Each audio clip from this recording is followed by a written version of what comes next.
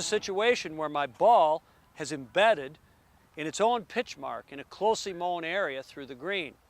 And under this rule, I'm permitted to lift this ball, clean it, and drop it as near as possible to the spot where it's embedded, which is what I'll do.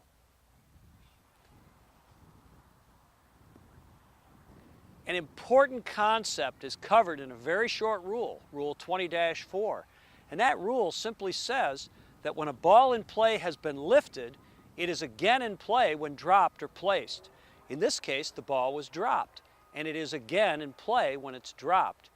Now, other rules may require me to redrop this ball, for example, but that doesn't change the fact that under Rule 20-4, this ball is again in play when dropped. I've lifted my ball from the putting green, and now I'm ready to replace it. Rule 20-4 simply says that when a player's ball in play has been lifted, it is again in play when dropped or placed. In this case, it's been placed on the putting green. So this ball is back in play. One important aspect to this would be that even if my mark is still there, if the wind blew this ball to another position, I would play the ball from its new position. The mark is only there to mark the spot when the ball is lifted. Once the ball is replaced, it's back in play, as we learned in Rule 20-4. You know, this rough isn't very long, Mike. You'd think I could find my ball here somewhere. Well, you know what I'll do? We've searched long enough. I'll just drop another ball and play.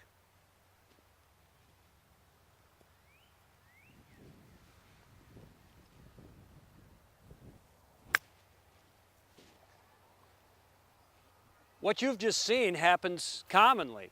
Players search for their ball in relatively short rough and can't find it. But then, unfortunately, I proceeded incorrectly.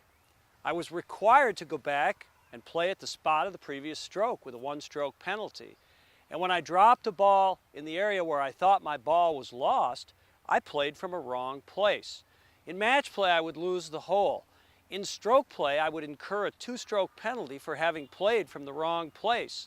And in almost every case of a lost ball, if you drop in the area where you think your ball was lost, that's a serious breach of playing for the wrong place.